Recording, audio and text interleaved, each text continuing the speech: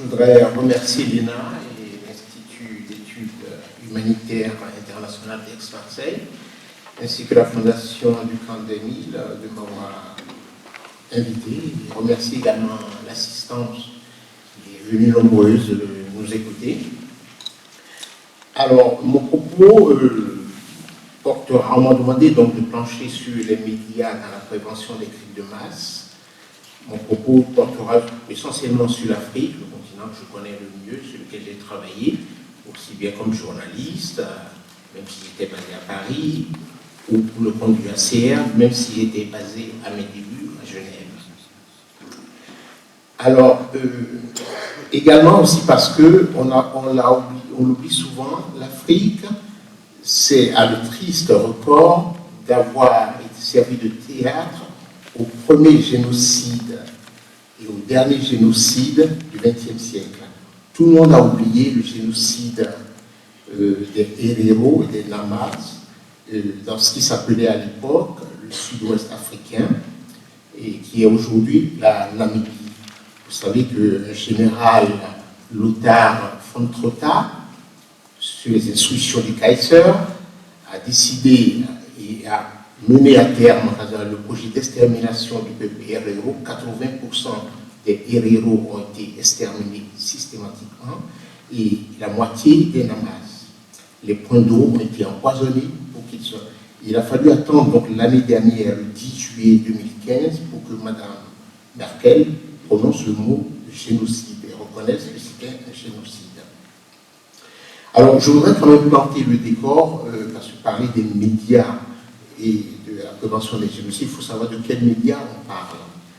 Parce que l'Afrique, les médias de papa, ça a disparu en Afrique. Et comme l'image épinale du chamelier tenant son post-transistor collé aux oreilles, tout ça, c'est désormais du passé. Parce que la révolution électronique, l'Internet, tout ça est arrivé en Afrique. Mais pas comme on le conçoit à Paris ou à Berlin ou à Genève. C'est pas assis dans un bureau avec une box, avec confortablement assis devant un ordinateur. Non, c'est passé par un autre biais. C'est passé par la téléphonie cellulaire. Téléphonie cellulaire et plus un abonnement à 3G, des crédits. Pourquoi aujourd'hui l'Afrique est le premier continent à avoir le taux de pénétration de téléphonie mobile au monde. Premier continent. Devant le Moyen-Orient, l'Asie, l'Amérique latine, l'Océanie, l'Europe et le binôme États-Unis-Canada. Cette révolution est telle qu'aujourd'hui, vous avez des pays comme le Sénégal, il y a 2 jours, j'étais encore au Sénégal, vous avez plus de téléphones cellulaires actifs que d'habitants. Vous avez 14 millions d'habitants au Sénégal et 16 millions de téléphones mobiles activés. Alors pourquoi je vous raconte tout ça? Je vous raconte tout ça pour planter le décor, pour qu'on sache qu'on ne parle pas de radio. Vous imaginez ce qu'il y aurait le Rwanda des années 1900, du milieu des années 1990, ce que ça aurait pu être avec cette révolution mobile. Alors, cette nouvelle donne démultiplie les risques parce que l'espace virtuel échappe par essence à tout contrôle. Il encourage la cybercriminalité, les escroqueries en tout genre, les intoxications, les discours de haine, voire des appels au meurtre. Alors, il suscite par ailleurs des vocations poussant des apprentis sorciers à croire qu'ils sont journalistes, producteurs d'informations, justiciers à défaut d'être juges.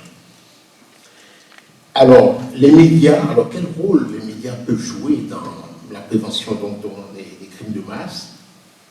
Je pense qu'il ne faut pas demander aux médias d'être ce qu'ils ne sont pas. Leur rôle premier, en tout cas, n'est pas de prévenir quoi que ce soit, y compris les crimes de masse, mais d'informer. Alors, le rôle de prévention des crimes de masse échoue normalement à l'État. Il y a ces différentes déclinaisons, à savoir le gouvernement, le Parlement, la justice. Il échoue également pour ce qui concerne l'Afrique, à la famille, à la structure familiale, et également aux chefs traditionnels, aux chefs religieux, à l'éducation nationale, à la société civile. Alors, je disais tout tantôt, le rôle des médias, c'est d'informer, mais par ce biais de rappeler en cas de défaillance l'État et les différentes autorités politiques et morales à leur responsabilité dans la prévention des crimes de masse et la protection des citoyens. Les journalistes ne sont pas pour autant des observateurs neutres, ils sont à un poste privilégié d'observation, parfois dans une posture de témoin. On le sait, les crimes de masse sont rarement spontanés. Ils possèdent un processus qui va crescendo. Ils sont généralement précédés d'alertes, parfois indicibles de monsieur tout le monde, d'une accentuation de la propagande, d'une flambée suivie d'une rémission du discours de haine, d'une montée en puissance de la répression, de disparitions inexpliquées, d'une systématisation des exécutions extrajudiciaires. Mieux que d'autres, le journaliste peut appréhender ce malaise qui monte, les nuages qui s'amoncellent, les ruptures qui s'annoncent. Sociologue de l'immédiat, le journaliste peut décoder et décrypter un discours allusif et suggestif, un libelle ou un prêche métaphorique, elliptique, parabolique et bien souvent décliné en langue nationale. Comme journaliste, mais également comme humanitaire, j'ai sillonné, je connais aujourd'hui les 50 capitales d'Afrique, où je suis allé plusieurs fois, mais il m'a été donné à plusieurs occasions, surtout dans les périodes électorales. Vous savez, la plupart des crises aujourd'hui en Afrique procèdent de crises électorales. Et les crises précèdent des élections ou les accompagnent. Donc, c'est dans ces cas-là où il m'est arrivé de suivre des campagnes électorales où le discours qui est prononcé en français, en anglais, en portugais reste à peu près contenu dans les limites acceptables du droit, mais également de la compétition électorale normale.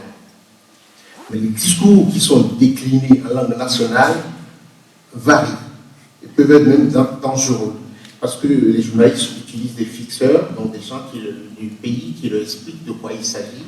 Et donc parfois on a des surprises. Donc parfois un silence peut s'avérer être un redoutable mot d'ordre ou une incitation à passer à l'action. Alors j'ai demandé à un journaliste que j'ai fait travailler il y a quelques années, un jeune journaliste burundais qui travaille pour l'agence Iwachu, c'est le premier grand groupe de presse indépendant du Burundi. Vous savez que l'actualité est tragique au Burundi depuis 2 ans.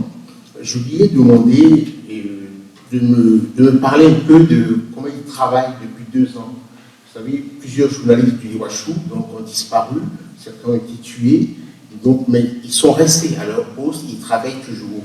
Alors je ne résiste pas à l'envie de vous lire un peu son petit témoignage, un extrait en tout cas. Avant d'écrire, je me pose la question de savoir quel sera l'impact de l'information que je m'apprête à publier sur la vie des lecteurs, de la population et sur la sécurité du pays. Des sujets sensibles doivent être traités avec une extrême attention parce que cela peut conduire à des affrontements. J'évite délibérément de rapporter des propos incitant à la haine, tout comme j'omets de traiter des questions touchant à la sécurité de l'État et à l'armée. Certains de mes confrères évoquent dans leur article la probabilité d'un génocide au Burundi. Moi, je pense que c'est un mot à utiliser avec précaution, car cela peut provoquer la panique au sein de la population, susciter des réactions imprévisibles. Alors, un mot au Burundi pour m'en tenir à cet exemple. Il y a des acteurs impliqués dans la prévention des crimes de masse. Et ces acteurs sont le Conseil national de la communication, qui est d'origine d'essence étatique, qui excelle plutôt dans la censure, donc il comprend son rôle comme étant censuré. Il y a l'Observatoire de la presse burundaise, qui est composé de professionnels des médias, mais qui est censé collaborer donc avec le Conseil national de la communication. Mais avec la crise, cette collaboration bat de l'aile. la plupart des syndicats de journalistes étant interdits. Il y a également des comités justice et paix, donc ça relève du clergé, et dans la capitale, avec des démembrements à l'intérieur du pays. Ces comités organisent des marches pour la paix. Le clergé catholique et musulman a récemment organisé un concert pour la paix dans un grand stade à Bujumbura. Il y a également des ONG comme Initiative et Changement qui organisent des débats pour rapprocher les points de vue. Il y a bien entendu des textes fondateurs, il y a la loi sur la presse, il y a la charte de Munich et tout ça, donc concourt à calmer le jeu. On n'en est pas encore au génocide, mais il y a des prémices, il y a des gens qui disent qu'il faut faire attention, comme d'ailleurs au Sud-Soudan dont parlait l'interlocuteur précédent. Voilà, je vous remercie.